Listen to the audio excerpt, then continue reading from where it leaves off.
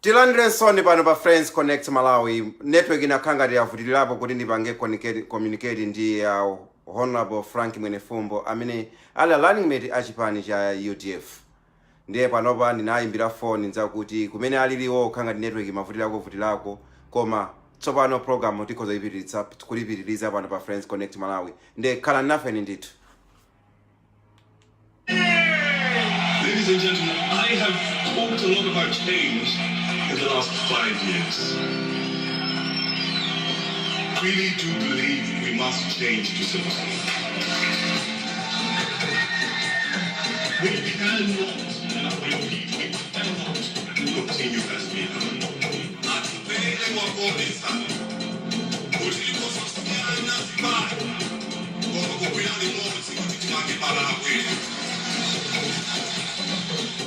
Together we can make change happen. Ndikulandireni nonse amene mandijoyina pano pa Friends Connect Malawi. Program yathu ya lero ndikhala ndikucheza ndi running mate achipani cha UDF amene ali Frank Mwenefumbo. Ndinayamba program koma yakanga connection mavuta kuti ndipange nawo communicate achikulileo koma ndankho anawo zoti akhala kuti join anthana iliyonse pompano pa Friends Connect Malawi. Ndikhala nafe ndithu. It's a new beginning for our country.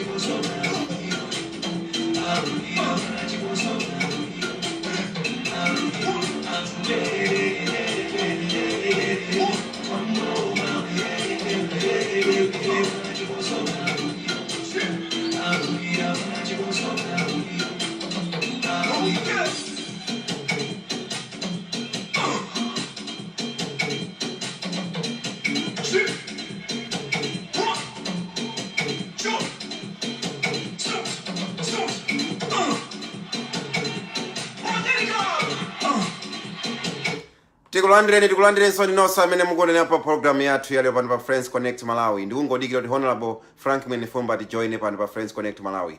Iwo akuti anaenda ndithu ali ngati ku Northern Region koma network khanga tikuvutirako ndithu kumene koko. Koma andipanga sure kuti akhala kuti join pano pa Friends Connect Malawi. Ndiye khala naneni ndithu pano pa Friends Connect Malawi.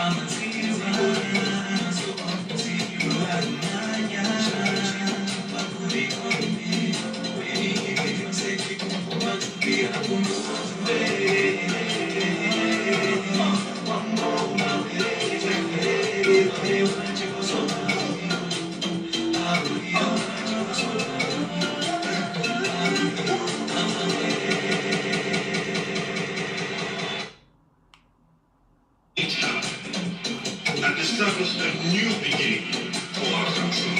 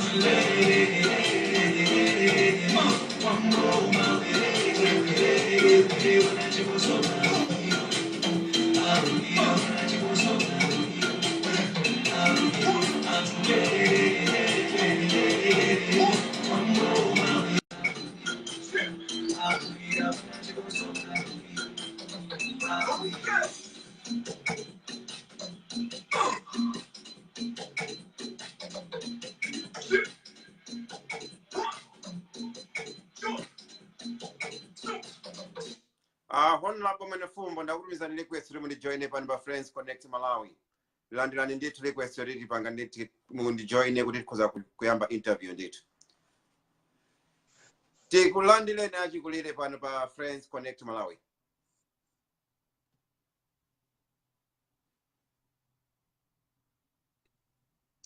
Kathokoza kwambiri. Ya volume yanu kangari yatsika kwambiri ndiwezera nkoni volume nditi tikulumikizana bwinobwino sinokuva ni bwinobwino. Yeah, ine ndikukumva ni bwinobwino ndithu. You are very loud and clear. Ya koma kwa ine volume yanu ikwambiri pasi ndikuvulika kuti ndikuveni.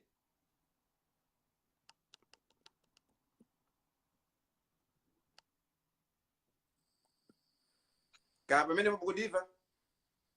Ine ndikumva ni kwambiri so kwambiri.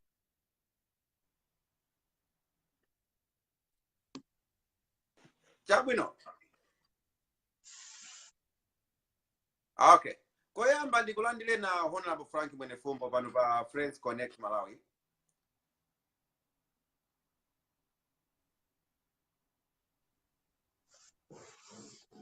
Zimo kwambiri athokoza. Dzina la Frank Mwenefumbo.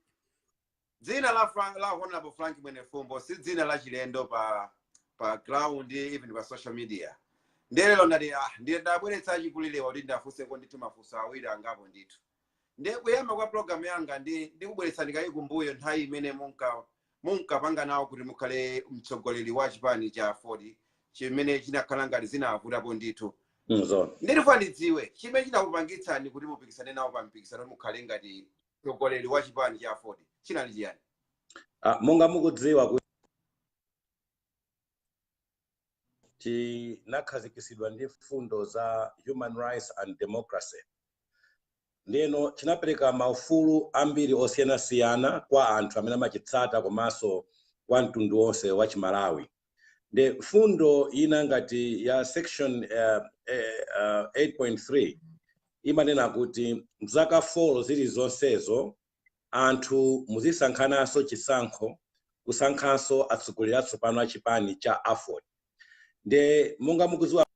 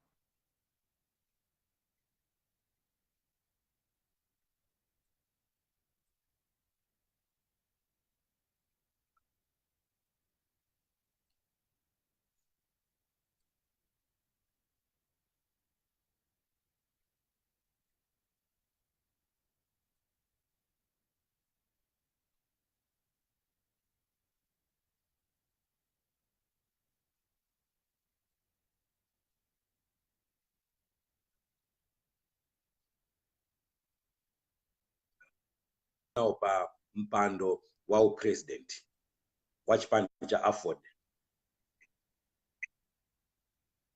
Ndezimaveka kuti nthawi imene munkapanga ma convention anu kwa chipani cha AFOD akuti kunapatsidwa ndalama kuchoka ku chipani cholamulira kuti inuyo musokoneze chipani cha AFOD. Ndicho linga chakuti mukakhala mtsogoleri wa chipani cha AFOD mutenge chipani chanucho tumwagwire ntchito limodzi ndi chipani cha DPP.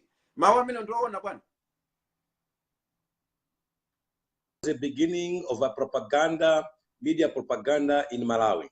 That was a serious smear campaign against me.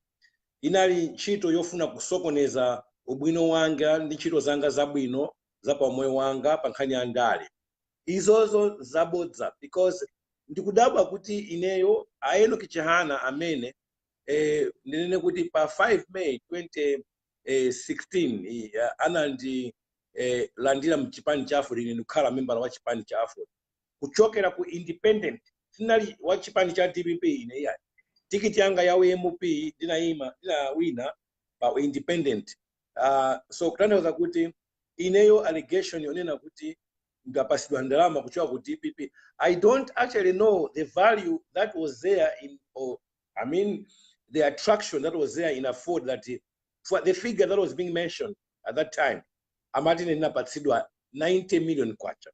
And I don't understand how I can be bought 90 million when those people that they know my business establishment, I'm worth 10, 20 times that much.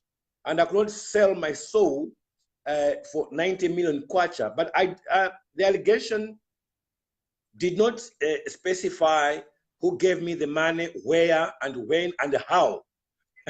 So zinangokhala zokuti poti anafuna kuipisa mbiri yanga ndiyeno ananena mawu amene koma sinalizoona ndithu, ndipo zachisoni kwambiri kuti mawu amenewo ananenedwa ndi walemekezeka President Enoch Chihana. ndiye zinakakhala kuti ma convention anaenda bwinobwino, inuyo akusankhani kuti mukhale mtsogoleri, zinakhala choncho.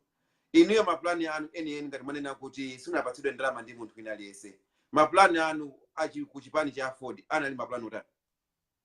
Maplani anga chipani cha Afford musa iwale kunaka kuti ine namba chipani cha Afford kamena kulowa chipani cha Afford in the run up to the referendum in 1992, run up to the referendum to 1993, because I actively participated in the advocacy of the advent of multi-party democracy in Malawi. So the referendum,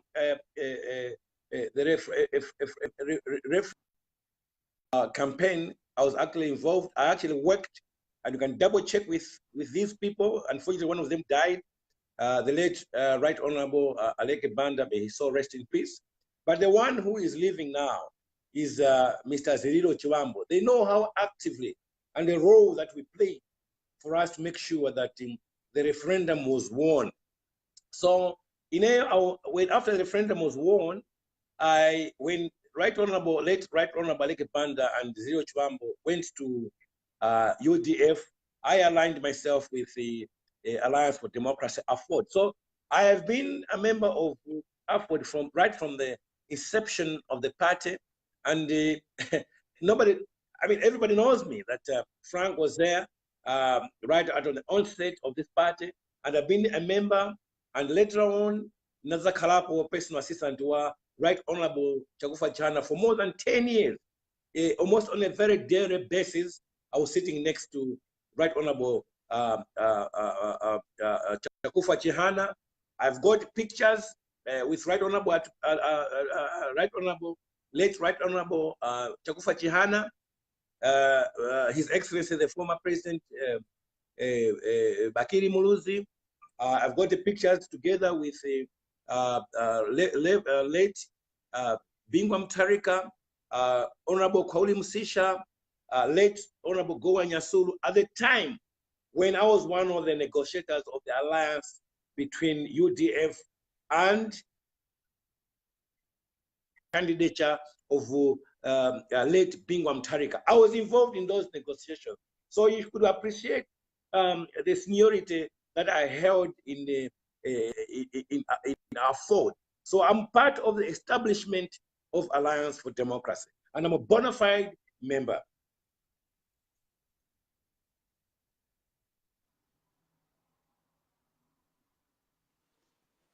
Chabwino, ndiye ndikutengerani ku mgwirizano umene wachitikira pakati pa chipani chanu cha UDF, chipani cha UDF ndi chipani cha Afford.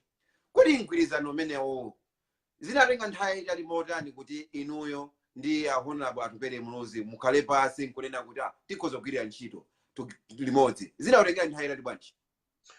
Mapaka kumafusa wa UTM, koma ndiye ndikuyankhaniza poti matchula Right Honorable Tumpale Muluzi. Nalano, nali nthawi imene mapanga mgwirizano ndi chipani cha UDF.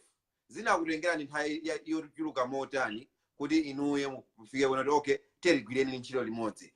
Ndefunso lina likhala kuti kodi inuyo kupita ku chipani cha UDF, munapita ku chipani cha UDF ngati Honorable Frank Mwenefumbo kana munapita ndi chipani cha Afford? Zikoma kwambiri. Minda nena moja kunena kuti ndinafuna kukhala nawo ngati mtsogoleri wa chipani cha Afford. Kuyambira 2017 mu December tinkankhalira makoti. Koma koti yake anthu achipani cha Afford membership inkafuna kuti iwakakamize olemekezeka Chihana kuti tipite convention. Ndeno kunabwera mikangano yosiyanasiyana, akhoti akalamulira ichi tikati tipange kubweranso ma injunction ena. So 2017 mpaka na 2018 December, pamene panali pa 19 December, ndinaona kuti panalibe commitment iliyonse yopita convention. Anzathu ndithu anakakamira kwambiri mipando yawo. They had no interest whatsoever, and I don't think even the interest is there for them to go to the convention. Then napanga chiganizo chifukwa news nde daily inalikhani yathu ya chipani cha Afford zinamba kuchititsa manyazi chifukwa no komanso ena anambomenyedwa monga secretary general monga mkuziwa kuti bwana Chihana atatiza nako ku neki ya Area 47 anamenyedwa kwambiri secretary general Mr. Rich ndi regional governor chikao cha pakati bambo Nicholas Kamoto. Mulandu wake unali kuti inuyo mufuna Mwenefumbo kuti akhale a president a chipani chimenechi indino anthu osokoneza. Then naona kuti no ineso monga munanena muja kunena kuti ineyo amati ndifuna kugulisa chipani chi ku DPP, komanso kunaliso zina lina machula kuti I was a confusionist, munthu osokoneza. Then naona kuti apa nthawi zina kugonja nkwabwino. Then napanga chiganizo, of course with consultation with my family, chifukwa muone kuti dzina limene magwisa chipani amati Mwenefumbo. So Mwenefumbo si Frank yekha yayi. Wala Mwenefumbo ambiri kwambiri anthu aulemu kwambiri. Ndino negative publicity ya zina la Mwenefumbo imakanga kuti ikusokoneza ma integrities anthu amene Mwenefumbo amene sali mungale nkuma adabwa kuti anthu Mwenefumbo panamene kuti chitwa otani. Nde napanga chiganizo kuti pamene zafika apa banyi dasire bwana Chihana. Nde pa 19 December ndinalemba kata kuna kuti ndasiya, actually chizungu chinanena kuti language was I have suspended my quest to become president of Alliance for Democracy until such a time when the president shall announce a fresh day of a convention. Therefore ndiyatsimikize anthu onse amene amatitsata kuti tiye tonse tiwatsate a president athu aine ku Chihana. Ndipo nankho lankhani imeneyi poyera kwa anthu lankhani ku Area 49. Then in December nazisiya zimenezo, and the view was ndisachite so concentrate nkhani ya Afford chifukwa tinataya nthawi yambiri kwambiri. 2017 kuzafika mu December and there was no, the impasse was still there. They were not making any political progress. They no nagaza kuti zinthuzi election is in May 2019 mano nthawi. Then I phoned Mr. Chihana. He phoned back. Actually, I didn't phone him, but he phoned back to congratulate my move. When I did that, within 5 minutes, Ntangota press conference, only President Chihana and from South Africa to congratulate my move and promised me that I can go better. So in my letter, I asked Right Honorable Chihana that we should carry out a reconciliation. We should undergo a reconciliation process, because I realized that chipani chinagawanikana. De sinakatha kupita ku chisankho chipani chogawanikana ena nkumati akutsata Mwenefumbo ena Chihana. Ndiye pamene ndinavomera kuti Chihana akhale ndithu mtsogoleri wathu mlenga mmene timapita ku chisankho, ndinauza anthu onse onditsata eni kuna kuti tiye tilemekeze Chihana ngati president athu. It still remains so up now. Chabwino ndeno ndithu matsoka Chihana did not seize that olive branch that was extended to him by myself. He was not interested in the negotiation of any form. December 19, unatha mwezi wa December ndio chaka cha tsopano, January Chihana samafuna kulankhula ndine. Matsoka ineni matuma anthu anga amene amona ngati kuti atsogoleri anga namanditsata kuti tiye tipange mtendere mchipanimu. Tapita kwa nyumba ya Chihana ndi ine mageti athu ndo yang'ana natu. Ndiongo yang'ana na George mageti kuti bakhafu. Area 47 ku sector 5. Then nakuti antsanga mabwere kunyumba kuno anthu a 40 osakapeleka moni kwa. And to me it was also to show kuna kuti ine zinthu zatani ndazisiyadi. The mauza anthu kuti takapatsani moni a president. There is matero ndithu amataka bwino amakalibidwa kopya. Amauza kuti mati mutani kusamalimba ndine yayi. Ndiye namabo mukhumbulo kuti bwana mnatituma kuja atikalibidwa kwa mpira ati mati mutani Mwenefumbo anu uja wagonja. Nanena kuti zona ndagonja chifukwa chofuna kumanga chipani cha Afford. So there was never any one time Chihana as a leader came to ask me, Frank, how do we move forward? Because he should have recognized that I was a leader also. I mean, because I was aspiring for that higher position. Anyway, to wind it up, Funsondona kuti kodi nanga zinakutenga nthawi italicha yotani kuti mukambere ndi olemekezeka Tumpale Munuzi. Monenenera ile nabwera kumudzi kuno kumene tili kuno kuti kumudzi kwathu. I mean, my village as I'm talking to you now. My mother's house just next door. But anyway, suffice to say that I said I made my mind that I'm going to concentrate on my constituency. Zapa national level president Nazisia. So I mobilized all the resources towards my constituency.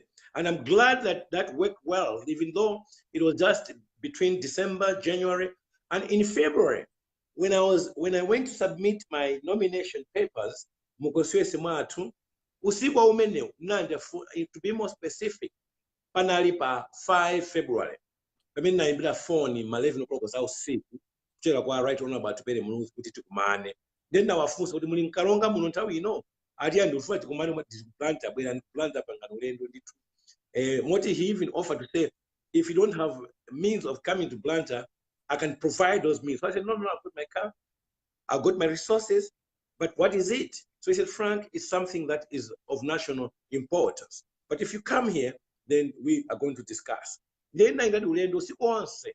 Oh, no. Sina nyamuke lachiwiri licha, pa 5, chifoja kuti pa 6 na ndi appointment at 10 o'clock in the morning. Ndieno, that appointment yanga ija, I had to do a few things kusanzikazanga andali constituency. Then nanyamuka nafika ku Blanta at 2 a.m. Wednesday kucha kwa pachinayi. Pamene po nafika kunyumba kwa Tumpale Munuzi. Of course, I was in the company of Right Honorable Dan Msowoya, a veteran Aford politician. Ndina kundiperekeze na Angela Kundandali kwatika mvere remote.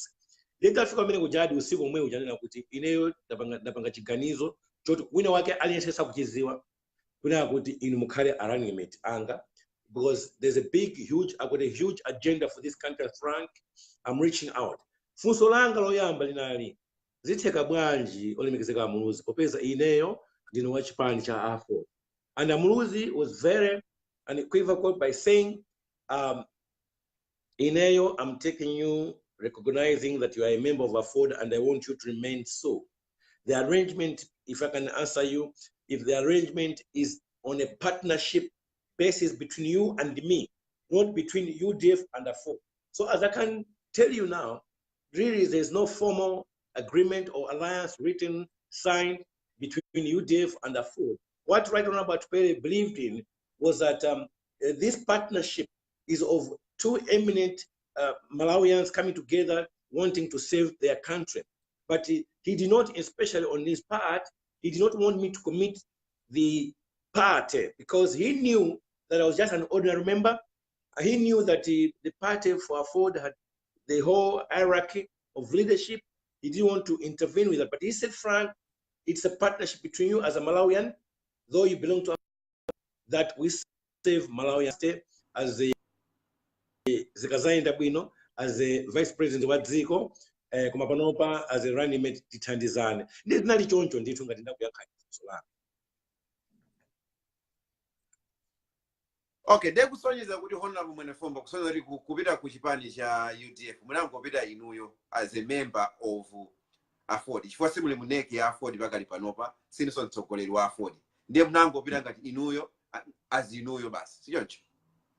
Ineyo manga ndi constitution yathu ndine member wa Aford ifwa ndinali MP mwina mwake no uneki wa thadi panopa ifwa kuti ineyo panopa si MP so yayi. I'm not an elected MP, so yes panopa ndine munthu wamba koma nthawi imeneyo ndinali waneki number 1. Number 2, zodabwisa nzonena kuti anthu ambiri ndipo umboni umenewo nditha ulipo poyera mutakuona misonkhano imene kandi kupanga dziko lonse la Malawi ino kuchokera ku Chitipa mpaka na kunsanje. Anthu onse our Aford ambiri amene amachitsata ordinary members, and if I can mention the former first vice president of Aford is working with us. The national party chairman, the elected, I'm talking about elected first vice president of AFOD, elected national party chairman, elected secretary general of the party, elected director of elections, Danim Sohoya. You're talking about 3/4 of the national executive committee of Alliance for Democracy. And I wish you had asked me for pictures, which I would have sent to you to show you that we've been holding meetings together with these members of the National Executive Committee. Wherever I've gone, wherever I've been, they've followed me. So I could not stop them. It's their right to follow and choose what they deem is right and productive, or what makes political sense to them. So I have a large following, and you can ask any Malawian here, because you're calling from England, I want to recognize that. Ask any Malawian, even now, as we are in the campaign mode, that which alliance within the AFOD, which one is visible. I've made meetings in Sanje, Chikwawa, Cholo, Chiradzuru, Mulanje, Zomba. I've made meetings in the central region. I've been to Dowa, Kasungu, Kotakota, Chisi. I mean, you don't even talk about the northern region. So, Koseko, D2, and half for the Antu, Amalawi Kwaona pa social media, Kutidi, Koma and half for the Akangati, Asanamina. But many more Nakutim, Guizanoa, UTM, and AFOD. More Nakuti, Ndole Mekezeka, a right honorable Vice President, I mean, President Achpan Cha, UTM. I mean, this will Akukum. Tukona kuti alipanse kupanga okanditu chomwe chicho enelekezeka koma nonse muwaona hapo kuti mwina mwake a president achipani cha AFOD apanga msonkhano wao kuona pa social media kuti AFOD nakapanga msonkhano kuchitipa ndi UTM or garnering support for UTM or anywhere. It's nothing, nowhere. So you see, that's what should tell you mwina kuti kodi alliance imene anthu ayona kuti ikangati yokwira ndiyiti pakati pa zipani ziwirizi koma pamene papasini kuti muchitengerera kuti kunyoza chipani cha UTM ndimachiyemekeza chipani chija ndimalemekeza utsogoleri wa chipani chimene chija koma ndikunena mbali ya AFOD ndipo ndikuzokunani nepo poera panokuona kuti mene akuchitira ntchito a UTM nawo sakusonyeza kuti iyayi dziko lawo kulikonda ndali akuzitsata. So sinifuna kuti ndioneke ngati ndikuanyoza, ndikulankhula mbali ya chipani cha AFOD. Nde inu ya Honorable Frank Mwenefumbo, simu kuona ngati movie yanu mwe munapanga ndiyo funa kusokoneza chipani cha AFOD? I want to ndifuna kuti mvesetse kunena kuti ndinanena kuti mene ndinkafuna za president wa chipani cha AFOD ntasiya ndinabwera kumudzi kuno kumene ndili kunoko. Once again, let me repeat, I'm in my village in Karonga at Mwenefumbo. In here I was concentrating on my constituency.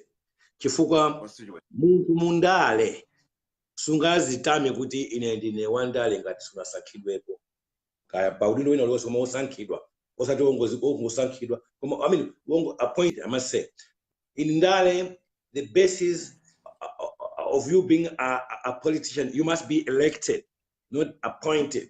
So to be elected as a member of parliament, you are more actually, a member of parliament is more important than a minister, because you can't become a minister if you're not a member of parliament. You can become a minister, but you cannot become a member of parliament if you're not being elected. You know what I'm saying? So, no, in Mundalemo, ndipite kwa mazibwana.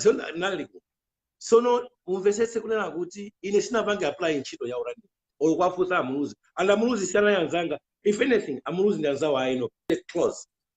So amuluzi ndukenza kuti popanga chisankho chawo anakonda dziko chifukwa ngati tingapite so much deep in this discussion ndikulongosola nifanya munena kuti amuluzi akonda dziko kondisankha nde sinapanga apply nde sinapite ku of Chabwino UDF. I'm just a running man. And by the way, this arrangement was pa social media. Ndiye fusolina ndira kuti dzina lanu sili kuchoka mu social media. Ndikutengerani ku nthawi imene kunali running mate debate. Anthu ambiri anakuyamikirani mmene munayipangira handle debate ya running mate. ena ndipo ngakhale osayina zipanda nkati inuyo mnachita bwino, ndipo ndikukumbukira ena nkati mwinanso mtsogoleri wa mgwirizano anakhala achikuliriwa chifukwa agwira apanga bwino ntchito wanu, ndetu pasani credit pa zimenezo. Koma ndifatifunse kodi madibeti ndofunika zenizeni ku Malawi tikamakonzekera zisankho? Ndiyambe mwasangasanga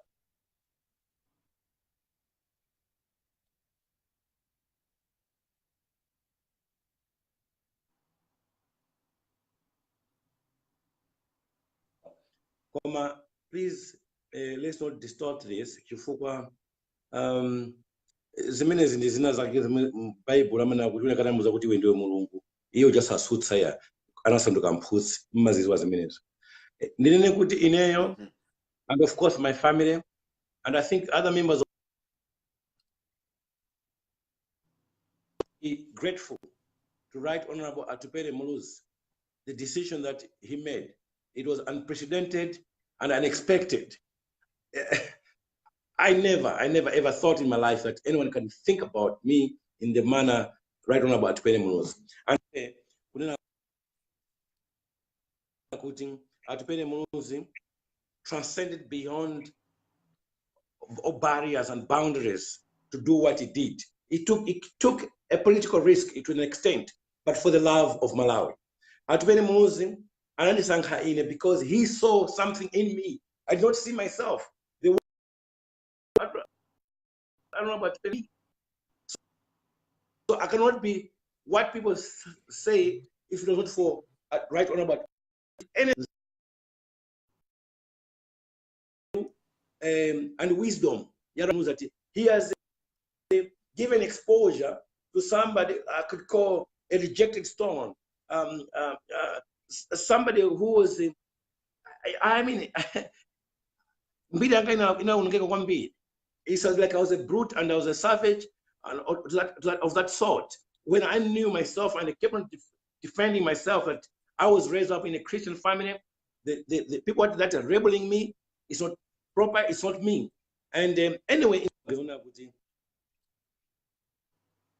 I could be better than Tumpale. Tumpale is one who saw me wisdom in me, and people, if anything, they thank Tumpale Muluzi for raising up a fellow Malawian to that level. So I think the Longoswamo Kwanina pamenepo. Yeah, dembali na dembali mene kodi ndizofunika kuti ku Malawi tizipanga ma debate kamakonzekera zisankho. Izo ngati Honorable Frank Mwenefumbo. Mukuona ngati joinelela. Half of my life now I've spent it in politics. I was 33 when I became a member of parliament. I'm almost nearing 60 in a few years' time. By the time I finish second term, God willing, so I have spent half of my life in politics. And I can assure you, we've made mistakes in Malawi. The debates, you see, to run government, and let me borrow Mao, I think former president of this country, which are being repeated by our president, Right Honorable Tumpale Muluzi, but this is the original quotation of former president, His Excellency Dr. Bakiri Muluzi, when he said running government is a serious business. He just meant it, and nothing will ever change that. You see, therefore, Mukamawa Sanka and Kuti again government is a very complicated issue, and it's very funny how simple some other people, including my colleagues, are taking it. That Tizapanga is because that Kalamboma. And sometimes I forgive them because they've never been in parliament in the first place. Some of them who have never been in parliament, they've never participated in a debate against all odds. They've never run ministries. They think that it's that simple, but it's very complicated. Now, if you're going to go to guesswork, or you're going to use emotions, you're going to use common sense, forget it. And that's why this country is facing problems. People must go, who are going to government in that position, they must know what it takes to run a government, especially a country with 17 million people, with different tribes, with different geographical locations. There's so many complications. Malawi looks small. but it's a very complicated small country and it needs serious business. So for that matter, we must prove to all Sankajama electorates, prepare them that this is what you should expect if you put Frank there. This is what you should expect if you put Dr. Usi there. This is what you should expect now. I'm talking about running mates. If you put Mr. Mia, because they saw our exposure, how much we know government performance. These ministers who depress Malawians. Come on, why didn't we choose right? And I will even go, even on the presidents. People must make an informed choice. It's very important. So those that are aspiring to hold such high offices must display their level of understanding on how government works, not jokes. There's no jokes. Every minute is important in government, day and night. So a leader must be well-versed with policies. A leader must be well-versed with the Malamulo Dziko, and Dziko, Chikadechatu. So debates expose that without exposing them to debates. This ngata Malawi are serious. What is into the Sintem Malawi mono? As a Greece and Chito common sense, jokes. They should not. I mean, Malawi, where we are going now, either now we are ranked number 4. You need a Tsogolele, a many two, a capenge team, many ikazuse and the passion in this Malawi. Because unfortunately, we only have Malawi.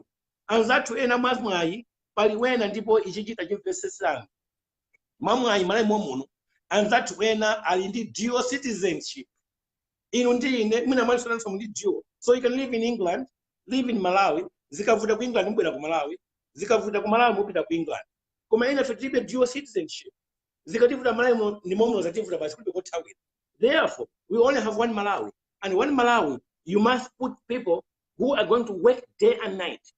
And for sure, you need people that are well-versed with policies, pieces of legislation of this country, even history, political history, they must know it. Even international politics, you know, you must have had exposure of one sort or the other. So, my debate, and I think anyone who are going to say he's made in Chito, as on the background, that oh, I don't think you are ready for change. You are ready to change your country. I doubt it. I doubt it. Ndiye zinapezeka kuti mtsogoleri wa dziko la Malawi ndiyambira kwa running mate yawo sanabwere pa ma debate. Komanso kudzabweranso a president athu sanabwere. Inuyo ngati Honorable Frank Mwenefumbo, what advice can you give it to them? No, I'm not giving any advice. I want the advice to come from Malawians, because you see, another thing is this issue of judging. Right Honorable Everton Chimularenje is my contender at my level. So I don't want to negatively reflect on him. So I leave that question, I'll forward it to the audience here and to Malawians. I don't want to reflect on any Malawian in a very negative way. If I've reflected on Right Honorable Chilima, I think you appreciate that I've reflected to him, on him in a very positive manner. And this is what Atupele told me, that Frank, let's not waste our time.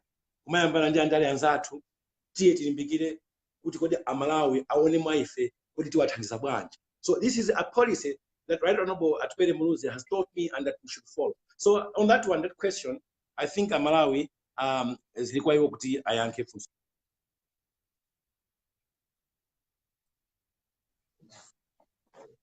But debate ya running mate. Pana zabwera issue ya Lake Malawi.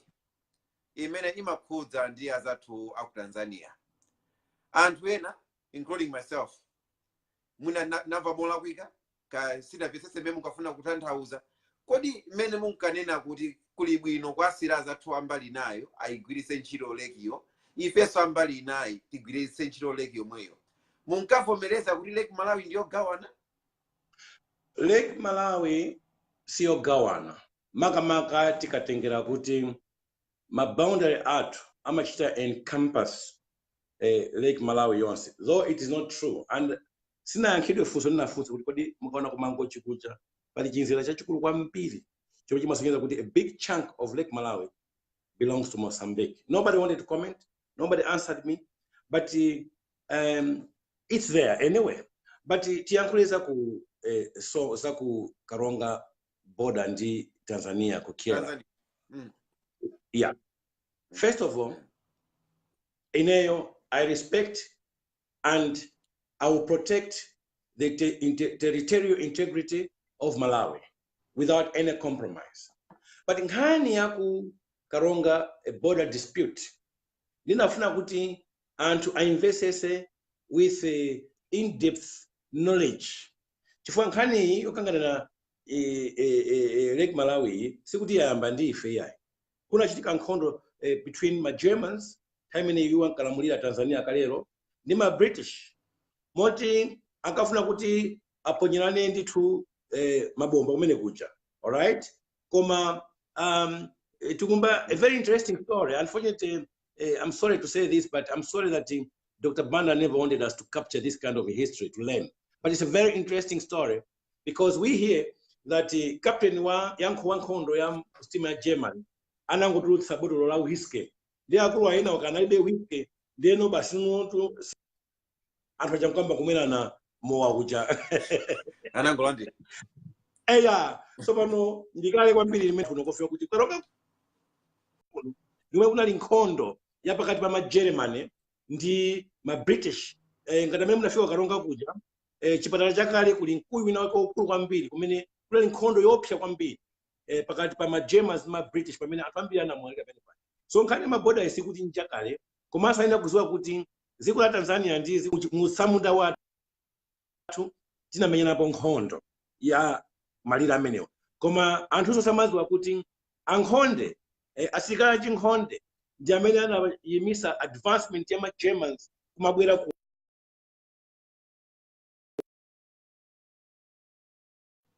nthawi imeneyo ndiye kuti Tanzania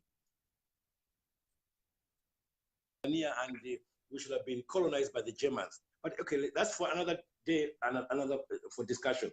But suffice to say, kuna kuti pankani ya mina nkuya ba debate. Nani na kuti anthu ayenera kuzindikira kuti anthu amene amakhala mbali ya nyanja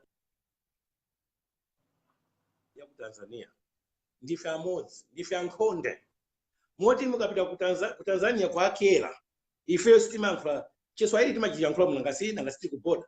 Koma kwambiri timankhula chinyakyusa chomwe chili chinkhonde. In other ways, timangosintha dialect, timangosintha accent, koma ndi chinkhonde ndithu. Moti Bible limene limakuchitwa ntchito kuchokera ku Karonga limakafika mpaka na ku Iringa, part of Iringa. For imaginary nkhonde kingdom. Mbeya yonse ija imagwisa ntchito Bible ya ku Malawi ya chinkhonde. You see ku Malawi it was co-written between Tanzanians and Malawians, but because we use same knowledge. Now listen to this. So Ifeyo until 1919, ndi pamene partition ankapanga partition mukizwa history imene ambira kuidziwa. Ndi pamene sona anatigawa ano atsamundawo. Koma border imene kunalibe. We were just one people. Moti neya gogo anga ndinapita kumaliro kwa Kyela kukayika manda. I mean the Mahimbas. So they are there. So anyway, going straight to them. Ineyo best of all, unfortunately, for Sulemeneri,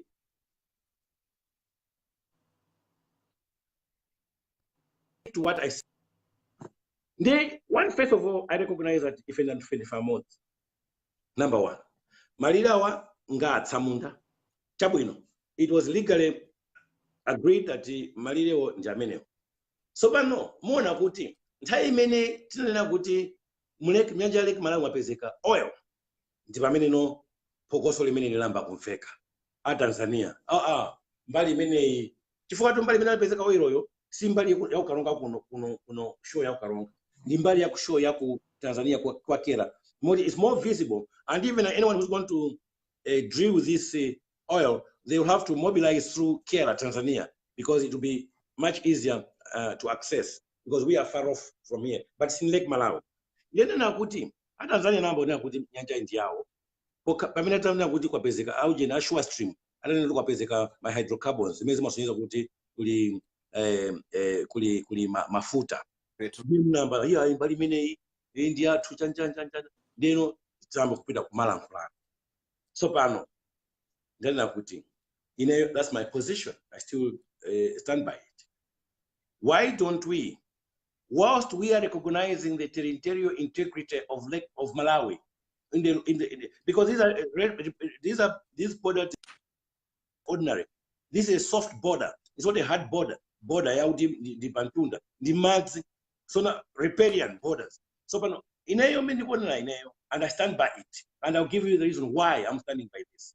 I'm saying, kwa pesa kachuma need to on the peripheral, on the borders.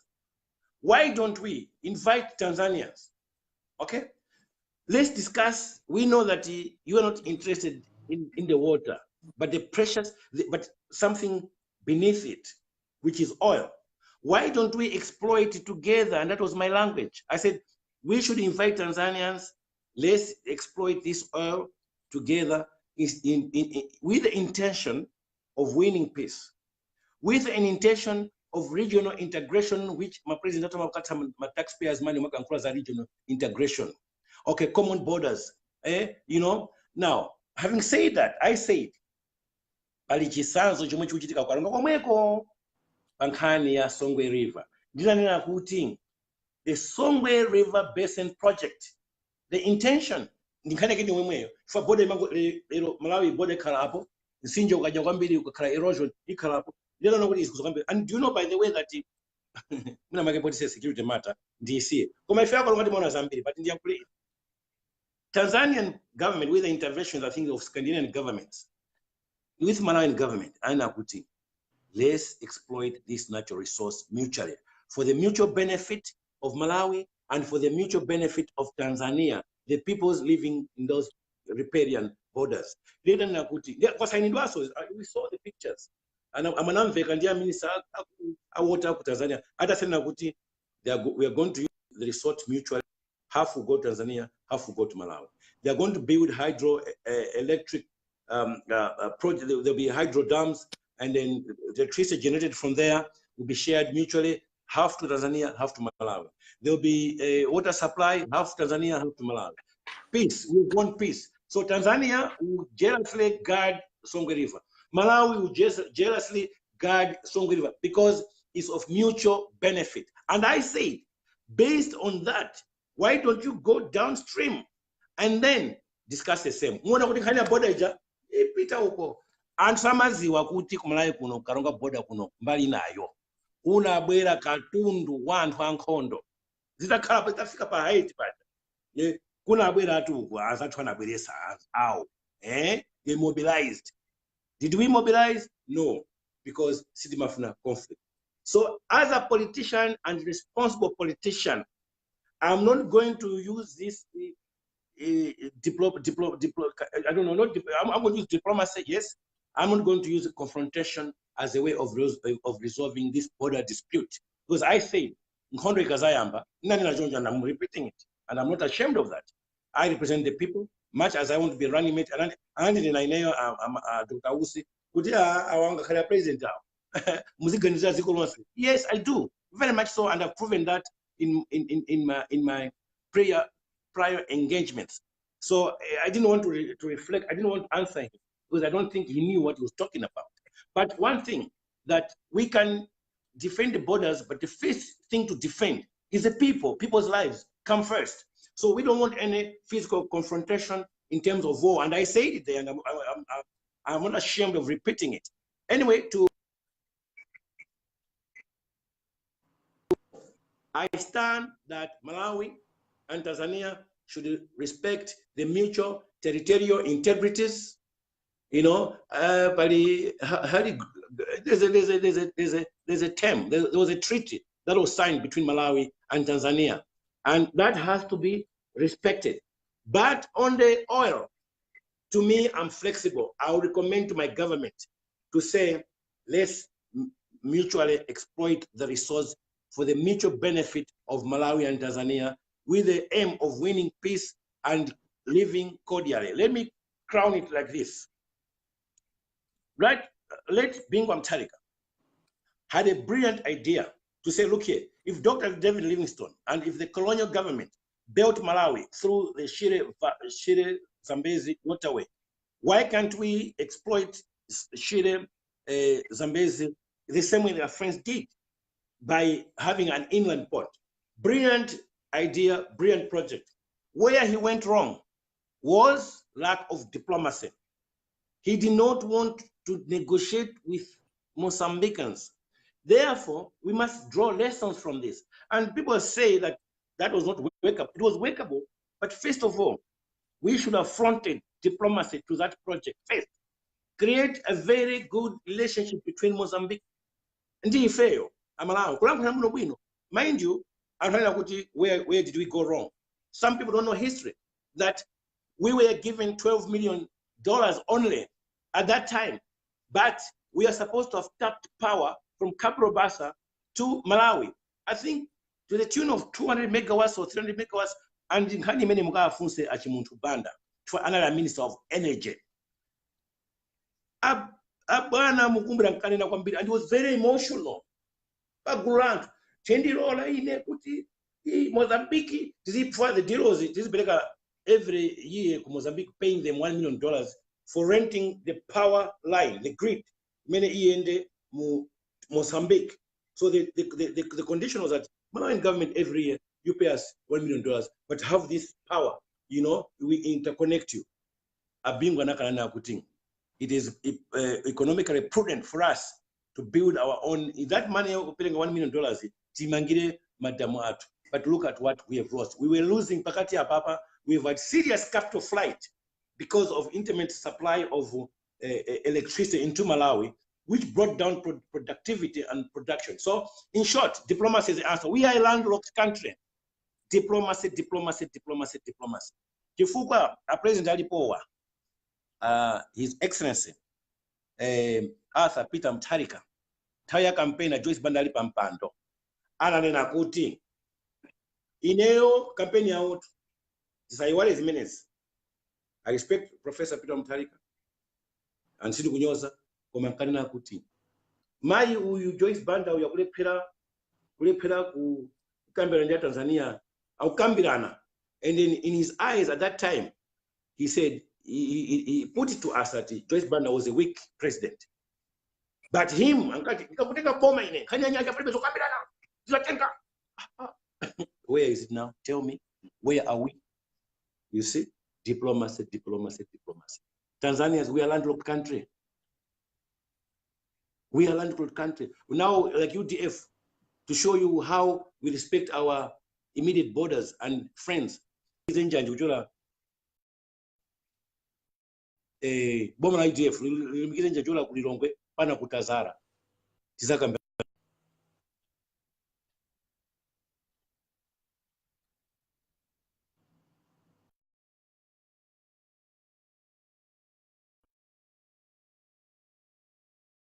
Magufuli ande muzala mlomba Kiswahili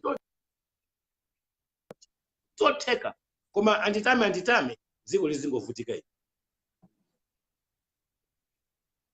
Chabwino, ahona Frank Mwenefumbo, tibwerereso tsopano ku mgwirizano wanu ndi chipani cha UDF. Kodi chipani cha UDF chili ndi campaigning director? Chipani cha UDF zimene zinemukafuse iwo finance ino chipani cha UDF. Yene no chipani cha Afford. Ndifuse ndi. Chabwino, fuso lina likhala lakuti ndi chifukwa chani zikuoneka ngati mtsogoleri wa UDF amene ali wa mgwirizano wanu awupanga kwambiri focus maeri ochepa amene ali ngati Balaka ndiko chonga ngati Balaka, Mangochi, Machinga, Zomba. Ndi chifukwa chani sakupita madera ena? Chifukwa anthu ena azipani zina akuona ngati kuti inuyo mugwira benga ka under movement kofuna kusokoneza zisankho maeri amene oncholinga kuti chipani chimene chili mboma chizapitirire kuwina. Ndizoona zimenezo? That's a very brilliant question. You see, ndikuzile kunena kuti ndale kwina kuli konse mukaende kwina kuli konse chipani china chilichonse chimakhala ndi stronghold yake manifesto, and that's very important. You cannot claim that you are a party when you don't have a base.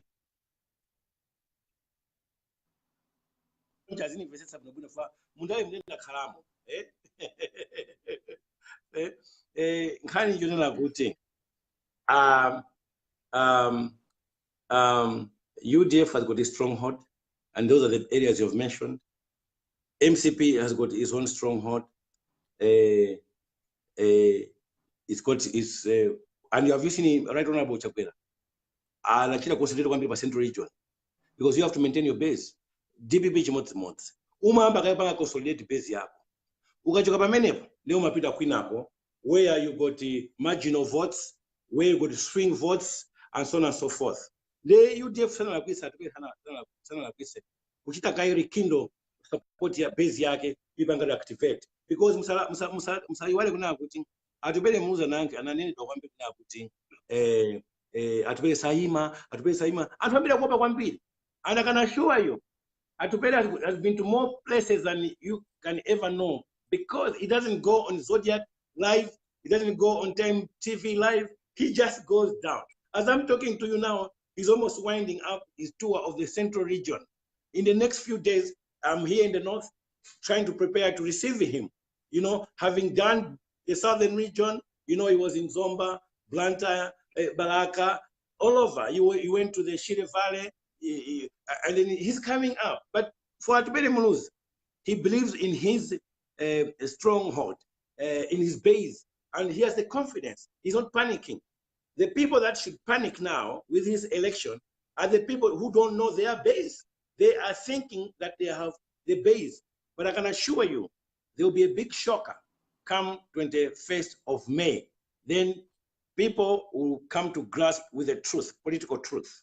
So let's leave it that way. But I can tell you that now we are finished Kota, Salima, we've done Lilongwe, we've done Kasungu, we've done Chisi, he's been to most of the areas in Central region. The only thing that you don't see him on the social media is not very, we don't have a very aggressive social media campaign because yes, much as we believe in it for information, if you and physical contact ndi anthu kwafikira anthu. So question imene ndithuzi waniguna kuti athanayo southern region, eastern region, akumalizisa central region, well, Atubele's got enemies, no enemies.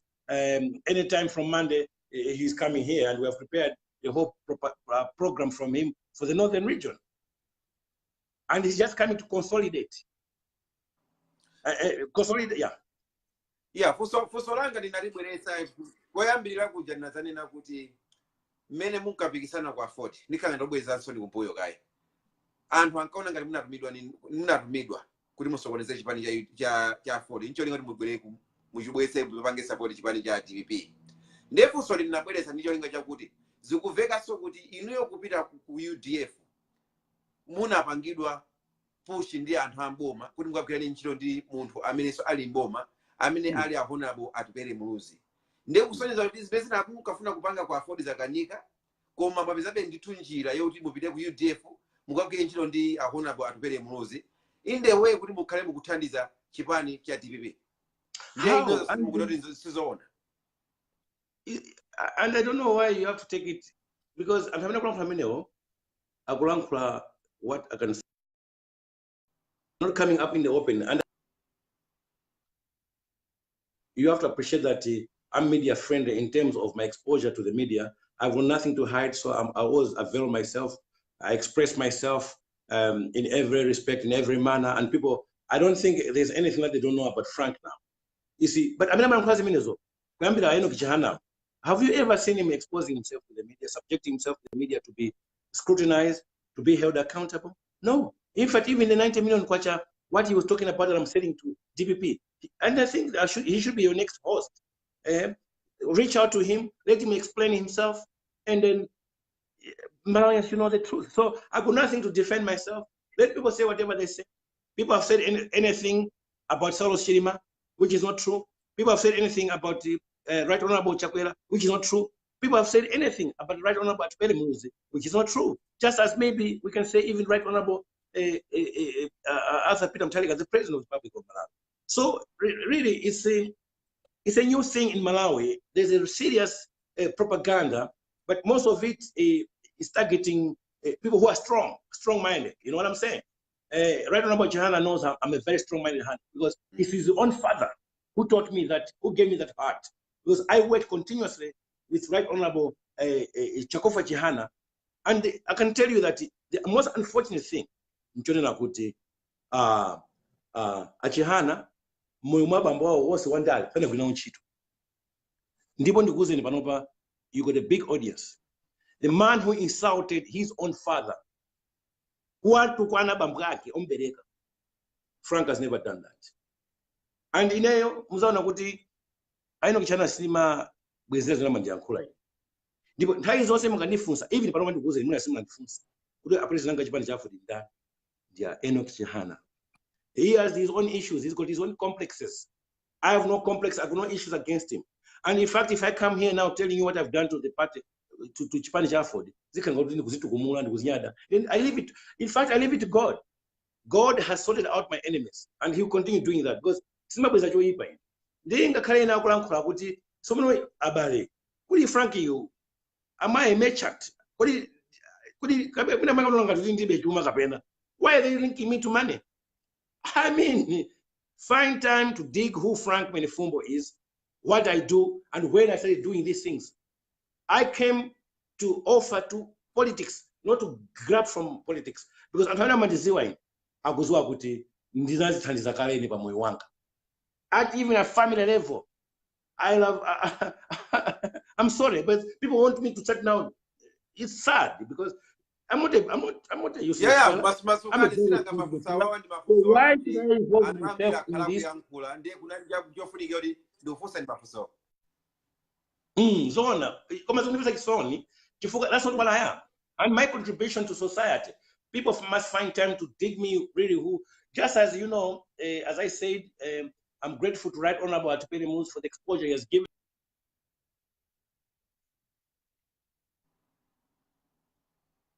about me, the way I was classified.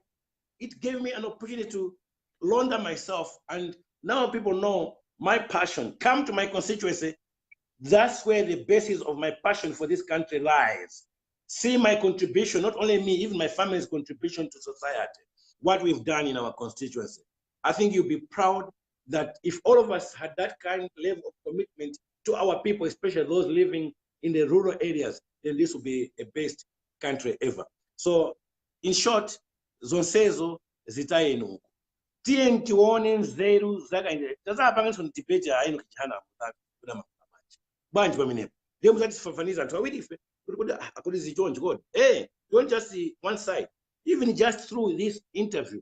But you see, I'm mentioning him because it's him who has been telling these lies that have been given money from DPP. He's been talking, but no evidence. And I've never taken him to task. I've never asked him. God has helped me to be known who I am. And Right Honorable Atupele Muluzi is not a fool to align himself with somebody who is a fool. Because Atupele Muluzi, Right Honorable Atupele Muluzi, is a man of highest integrity. And I can vouch you, bet you, of all this crop of presidential candidates, he is a man of highest honor, highest integrity.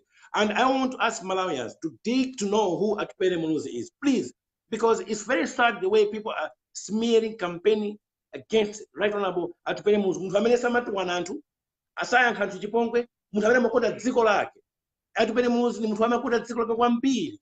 Atupele Muluzi behaves as if he doesn't come from a background of, I don't know how to put it, I'm sorry, because it's very sad. Others, come will deal with them, because Atupele Muluzi involved in the under dealings, he doesn't do that.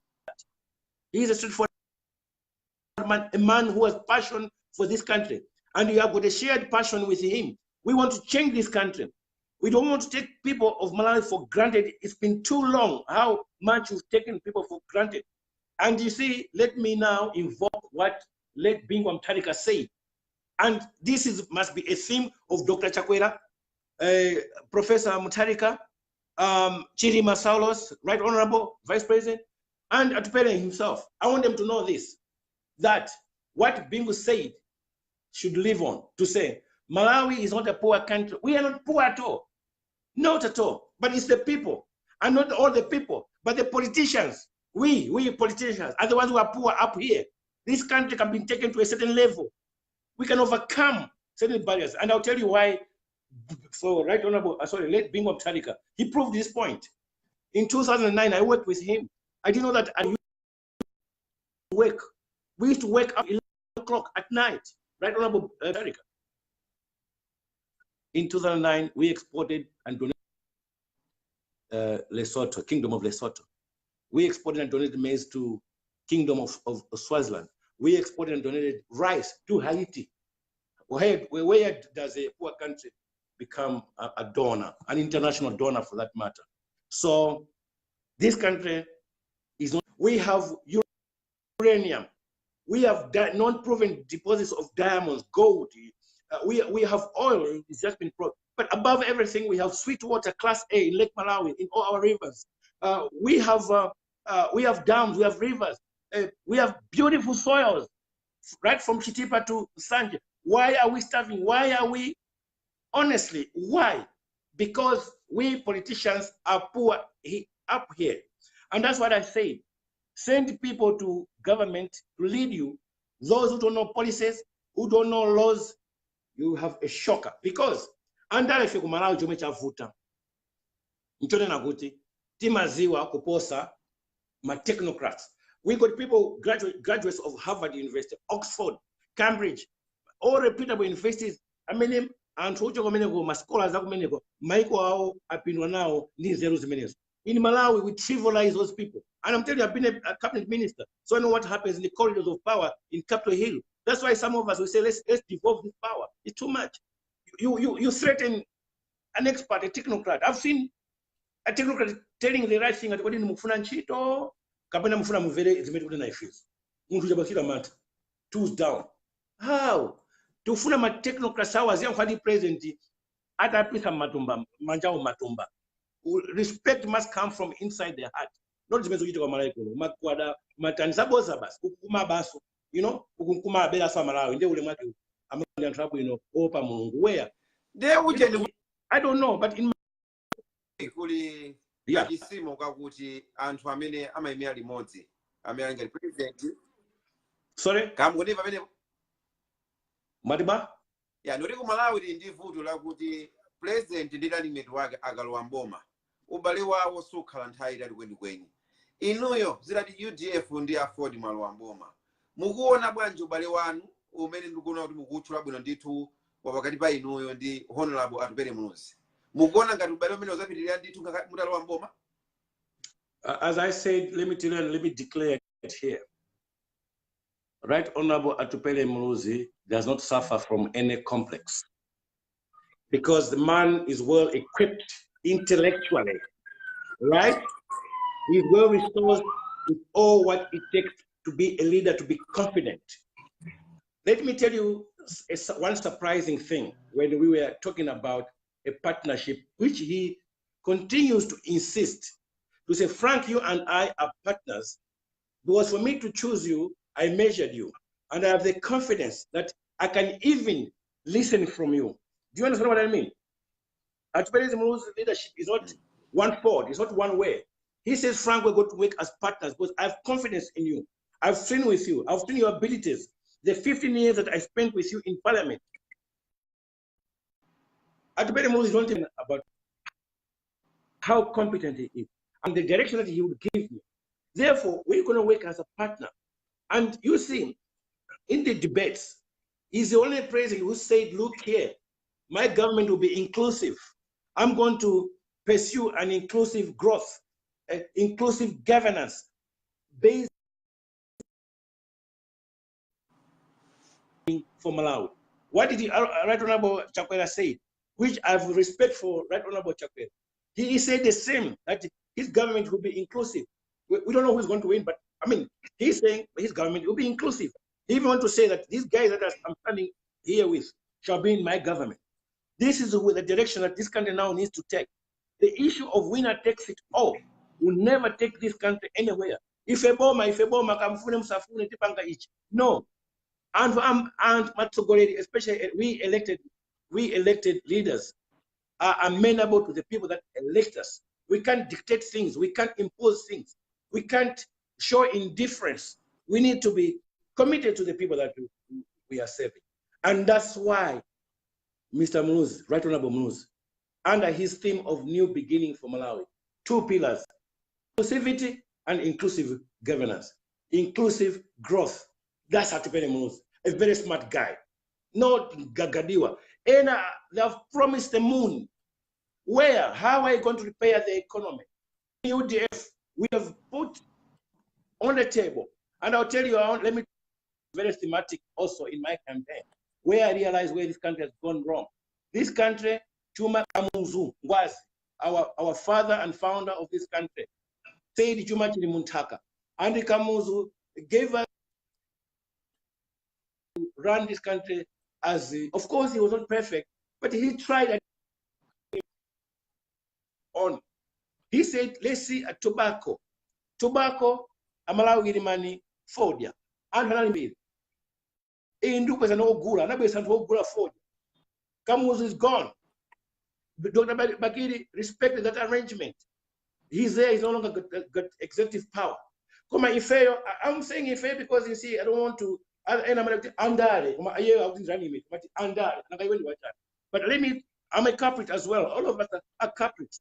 And this blame must be accepted collectively. Anyone who claims himself that is a politician. What have we done? We have sold the souls of Malawi. We have sold our economy. Corruption. Azunga chita corrupt kuti tizimatoka. Now agule nzake nokufoja ndaka. Azunga ma companies oli okulaja akumalima oka, agwamba kuzigula oka, agwamba kutumiza. Where is the Malawian participation there? And the contract farming that is here in Malawi is illegal because it does not conform to the convention, framework convention on tobacco, which bases the dealings in tobacco under contract farming. A buyer has imposed terms on a poor farm. I'm telling you, I saw a man who was literally saying that my company Andrew Zonse, who contract farming, contract. Now, where is the Malawi? And how you expect a country, the economy to grow? It's sad. And then you got a government there. He's just watching. Why? Because we've been compromised. Somebody has received money, compromised himself. And that's very sad. Now, we are stopping this. Come 21 May, we have not received any money from Limberleaf, Alliance One, JTI, Premium Time. Nobody, we have not received any corruption money. So we are stopping no negotiations. Forja alimilionda alimi achi Malawi ndalama agule kwa alimi Malawi. Another thing, please. Kumalawi kuno katundu watu wambili amenda pa magari moto. Inu mugeza katundu ziko economy kula bwanji. How are we going to balance the balance of payment? How are we going to have a clean current account for Malawi? No, because most of the money we are busy paying Tanzanian truckers. For example, from Mafuta now, we have even reached a point where our own transporters in Malawi, especially fuel trucks, come and see what is happening in Karonga. It's flooded with empty trucks because I'm going to bring my contract to Tanzanian transporters. Now we got thousands and thousands of fuel hauliers from Tanzania, paid by Malawi government in dollars. When we would have saved those precious dollars, had we contracted and empowered Malawian transporters. I'm not a transporter, so let me have a disclaimer. You may think I'm fighting my own battle. No, we should have had a lot of Malawians because you realize. Now, what has UDF done? In our manifesto here, let me show it, it's in here. And I can even open the page for you if you want. What we're saying, the biggest chunk of our forex, the Canadians and the French who are ready to come here to build a standard gauge rail system from Lilongwe via Doha, Nchisi, Kasungu, Mzimba, Rumpi, Chitipa, Mbeya. Mbeya connects us to the seaport of Dar es Salaam. We are going to bring our fuel, millions and millions of liters of fuel cheaper by rail transport. Drop it some to reserves which were built by Lake Bingwa Mtarika in Zuzu.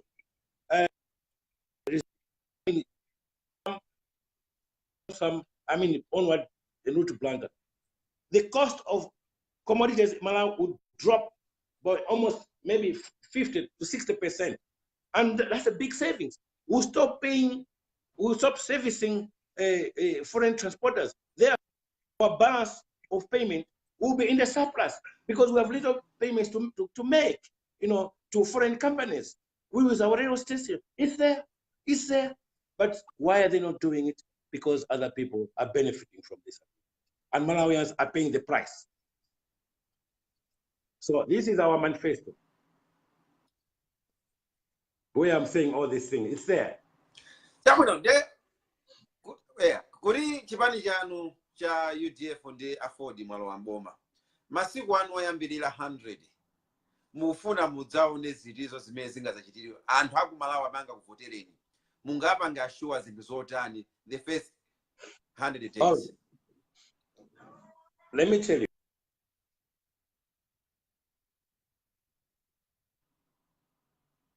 With economic empowerment of Malawians. In other words, UDF believes that for a country to prosper, its people must be financially independent.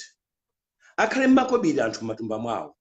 Apange agule zofunika pa moyo wao. Or they should determine what they want to buy. Do you understand? Now, I will tell you what. Look, ask yourself how much was a kwacha to a dollar in 1994 up to 2004. It was very stable. It was not even 100 kwacha. It was about, when Dr. Bagiri Mulu was leaving government, he had left it at 96 kwacha per dollar. Do you know what I'm saying?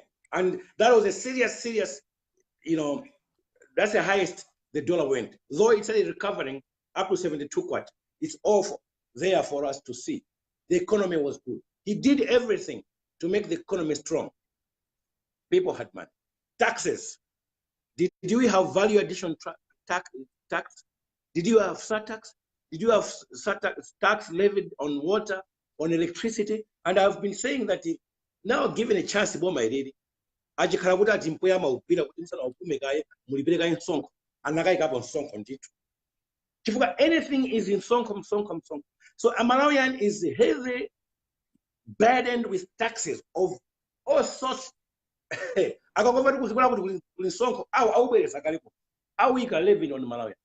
a Malawian has been squeezed, has no money. A Malawian has got no disposable income. And if people don't spend in a country, the economy growth doesn't move. They believe that if we are going to say, go on a platform and say, economy at zero, you end up with. City Funa Gudia Uncle's minutes no capital here. Tikufuna Malawi, I don't know I can come zero to go. Finally, that was minutes. And I so we want to remove certain taxes and adjust our tax regime. For example, let me start with pay as you go. You're talking about 100. Immediately we go into power on the 21st. We are going to increase the minimum wage from 35,000 kwacha to 70,000 kwacha, tax-free. We are going to raise taxable income from 40,000 to 150, meaning to say anyone who gets up to 150,000 kwacha must not pay as you earn. We want that money to go into their pocket to increase the purchasing power of a Malawian. We want things to move in Malawi. Money must, now there's no money moving. Now another thing, my combination, which I'm very grateful to Right Honorable Atwere, which he mentioned on his latest interview at Time. He said, I respect Frank and his passion for the country because I led, not that I did, but I led my fellow Malawians after consultation that we need to put a rule, your procurement, under public procurement and disposable assets. Section 44, subsection 10. I inserted that clause. In fact, we inserted, not I. We inserted as a parliament to say,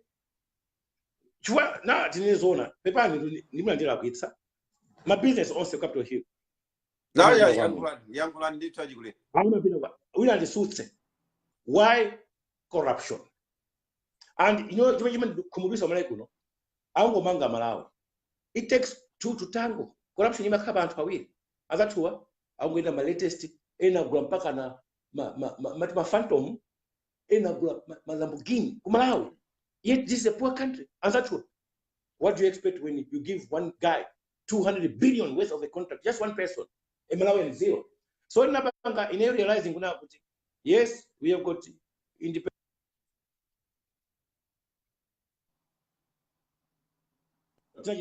Parliament, not me. Parliament. So now 60 should go to blacks. With the reason that's a deliberate policy to raise up our Malawi participation economically. And to some kind of mundale bas, mango kufuna mavoti yao, koma nkhani ndalama chuma mwakajanja mwenye. To kana zimene. They atupele knows that once we go into government, is easy so much mango pasa ma transporters out Tanzania. Zit say that zimene. Manifest. Koma sama business to Capitol Hill. They we are midway kuti ungabange business nalemera osapanga ndi boma. For Boma is the biggest buyer. It procures for 17.3 million people. My budget out. So if it means you're Zambili, drama is one fakuda. Osati, and that I Japan Wambili. I mean, so Taya campaign panel, Taya campaign money, my shop and Bila Seka, Mulungan Branta Mulimbi, Muzuzu. Apita Bahamas and that. At Asena Kuntani Kumini. Zikatomeneko, Tibu Raife, Zoja Chuma Chat. Ambida, I want to be on South of Wambili Malambo. If you kupusa watu zijamani azijaza bingu za malemu bingu ziko la mind osaka Malawi once fa Malawi sina pasepo sina krupile kuma bentaxi yangu aziyoso ankana kuti ya ni bafunza ni business farm ni pamba business wina kangokata munga wajikuda uyo kweli kuji amanga baji zinuzala kwika. That's why atupele muluza ubera boyera tenti ambetso maso pano ti krupile Malawi ziko linameza litugule si wina ya ndife ya Malawi usogolero konda anthu anzawo. I love my fellow. If I did not love my country, I wouldn't have passed this law. It is there. PPDA section 44 nanena. Commerce and even before I passed that law, I led my friends to pass that law. And then my provisions are with under section 36 ya procurement yomweyo. Imema nina kuti number 1 preference. My contract akula kuwa amelezo manga mangas. They are passing 15%, 15 to 20% must be preferred to a Malawian contractor. Do they do that? Every day motor injiru abahari. Kubeza kuti kuliso mukaone makontractor lumeno. Mukaone pale mfakuda. Angalia kuda ne kuti ndi achiva niwala mulira. I'm sorry to tell you this. There's Mr. Nkaka, a very good contractor, but because the YTM, I may see Malawi, so you cannot enjoy any contract. Mr. Nkaka Maziwa, he's got plant, he's got everything. He is never given even a single contract. Ziko linga to get in America material. Komano, that's number 1. Number 2, under same section 36, but what we call set aside. Cholinga chabu no kwambili cha section manager procurement. The vulnerable groups like women, the youth, and people living with disabilities must be considered some deals. At council level, my contract at 2 million kwacha akumpasa mwenye. Abahale. Lamuli lipo. So Malawi government has been breaking laws. Immediately, all contracts up to maybe even 20 million. Uliasikana makono masikwana. Opunza nima degree ya polytechnic. Duwaziwa. Ndikachwa maina muge zoso zina kwa. I admire these hardworking. Some, not all of them are going to invest, but they are hardworking and they're doing very well. But if there was a deliberate policy for government to lift them up, give them contracts, which they're able to do, this country will be somewhere. Koma, sitima konda lokatoka. Malamulo alipo. This is why now krapena bage, ntegere mwayo meneo. Fona unota babali antu 44,000. Amema onina zinzanu. Antu zako esko muzija. Our president, what he did was not enough. He should be angry that people are taking his government for granted, that they can give somebody 650 million kwacha. But many infrastructure is falling. There's no infrastructure in Malawi. Little and nothing. What role did he have, the president? He didn't even need to have a role there. Decentralized government. Because the president can say, no, I've reversed that contract. That's abnormal. Let the watchdogs, ACB, bounce on those people. Immediately lock them up because, I'm sorry, the Congress do campaign, they sift them out. ACB should have pounced on those people. Lock them, broke the law. the law, which the rule said, was 60-40% considered because it's a law. It's binding on them. 2, preference. Was it considered? No. Mangani.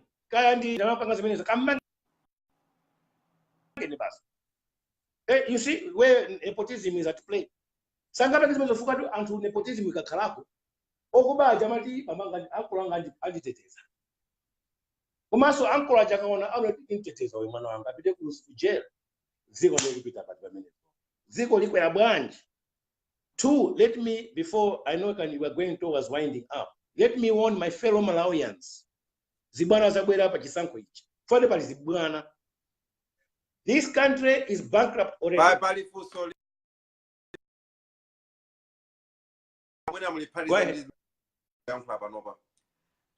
Yeah, padding.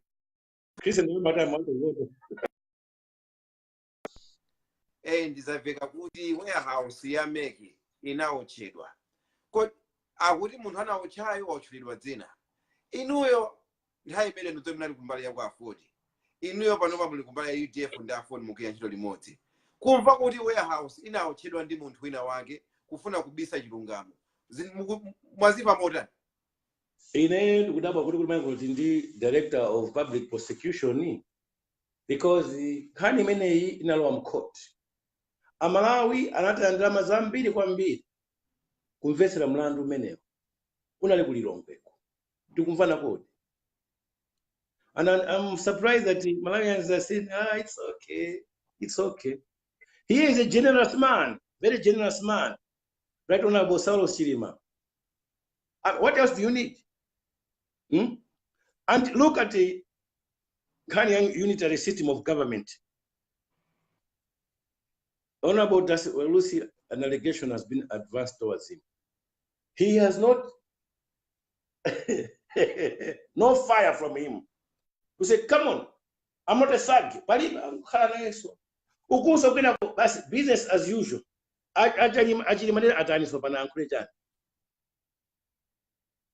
Ndio futa kwa mbili kwa ndio sangalasa ndipo is a litmus test.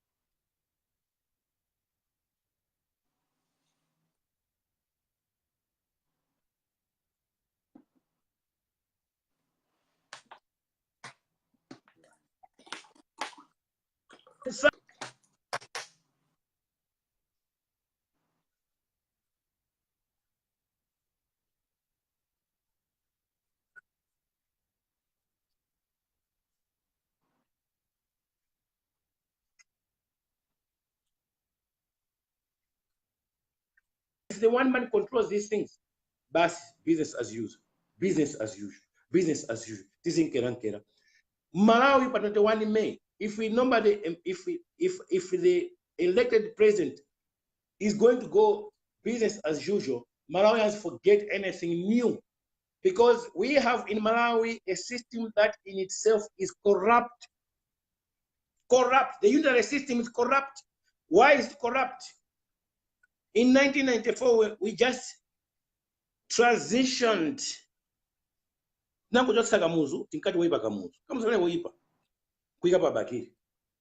what made Kamuzu Kala Weipa? We never transformed those things, and I would mention them. You'll be shocked what these things are. Kamuzu created the Kamis Kenakakuti, Anaka Munga Kakangon. Anamaka Nyumba, Usanjika Yazipita 200. I mean, it must be an hour and I want people to wake up. Those were tentacles or symbols of dictatorship. Sanjika up now is a symbol of dictatorship. Kamuzu Palace is a symbol of dictatorship. Even if anybody calls with the poverty around next Kamuzu Palace, Kauma. right? Convoy. Panopande maiona ya convoy ya olemekezeka a professor. Ikungokhala ngati ya Bashir so ikuchepa kaba. Armored people pointing guns at women, those dancers. You know, don't play around. When it comes to trigger footage, even the life of the president himself is a danger. You see, symbols of dictatorship. Ma convoy antata. Finally, then man kula maina. Alan in tata. Kana bisala but nice so. Kuyapa kujambula convoy. Tinawerenga now. Magari moto 96 big cars. A poor country like Malawi. Please, John. Let's unite. Let's atupele mluzi akutiambe somatsopano. Let's start again together. Not we see aina pambali. Let's that constitutional review, I think, is imminent. We have to review our constitution because there's nothing that is working in Malawi. Nothing is working. So no.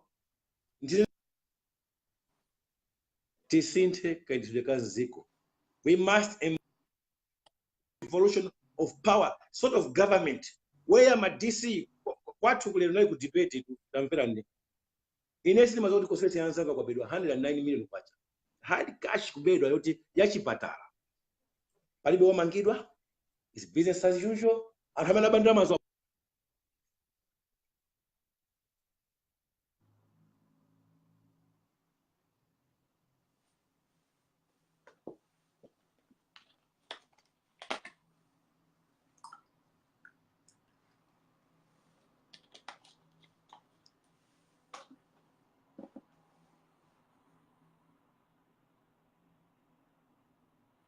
Kwamene mukutionera network ali kya kumudzi nde network kumakhala ngati kumavutavuta ngati apo zosonza kuti network yavutirapo ndithu ndipo iwo achoka pa line. Koma ndi abweretsasa Honorable Frank Mwenefumbo kuti timalize interview yathu yalero pano pa Friends Connect Malawi. Ndekhala nafeni ndithu.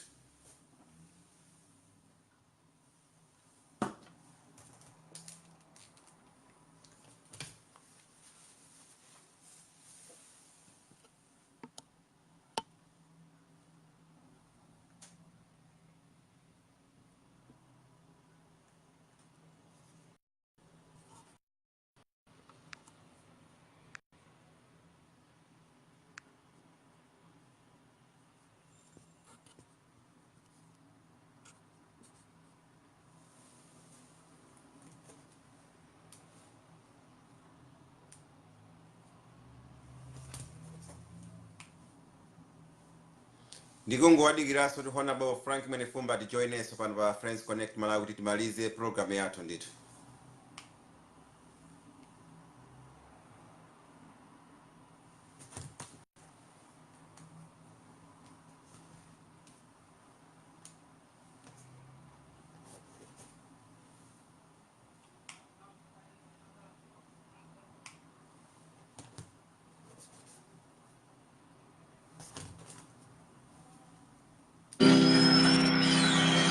I really do believe we must change the system. We cannot continue as we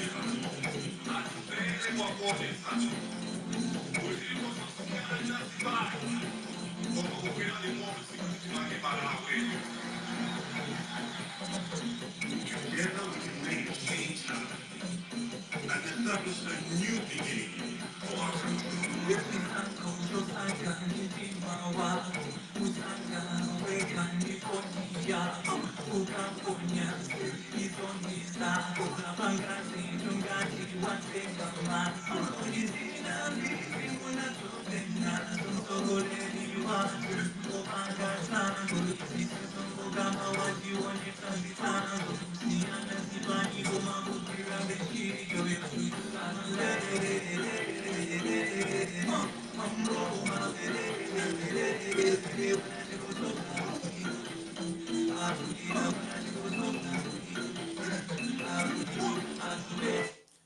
amene mukuri joina kumene pano pa Friends Connect Malawi ndi kucheza ndi Honorable Frank Mwenefumbo amene akuchoka ku chipani cha Ford koma ndi running mate a Honorable Tumpale mluzi a UDF.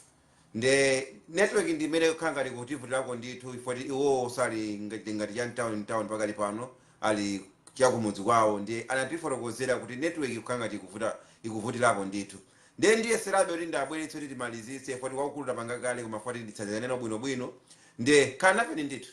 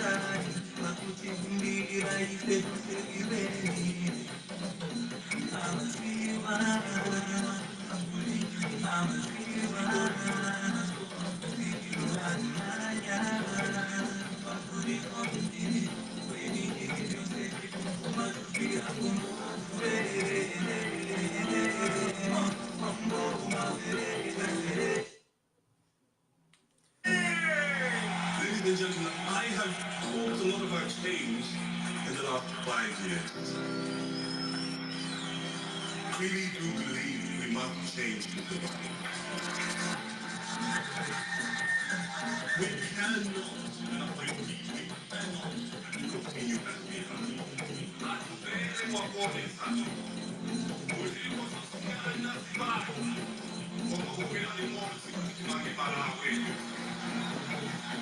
Together we can make change happen and establish a new beginning for our country.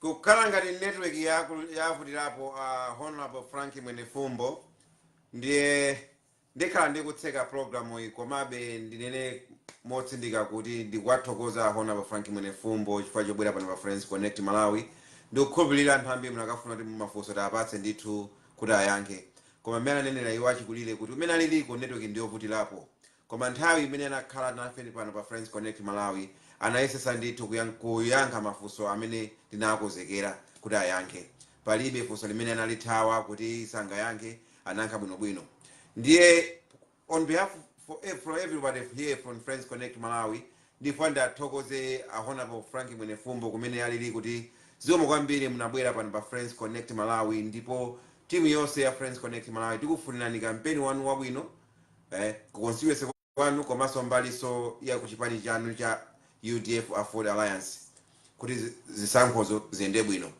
ndikwanonse amene munatijoyina pano pa Friends Connect Malawi program yathu ya lero munali ndine Enoch Panda ndikhala ndikupanganso ma program ena masiku akubwera awa ndi mafuna tipezeko ngati anthu aku UTM kumene ndakamba nawo ndi Leonard Chimbanga kuti nawo sakhoza kubwera pa live interview koma nangodika kuti andipatse confirmation tipanga program yo litiro ndikhala ndikubwera nawo ndithu iwo kuchokera ku UTM team kufikira tsiku lina limene zakhalaso ndi program ina pano pa Friends Connect Malawi ndikufunirani weekend yabwino nonse kumene mmaonera program yathu ya lero ambuye akuyang'anireni ndipo usiku wabwino nonse ulemu wanu nonse.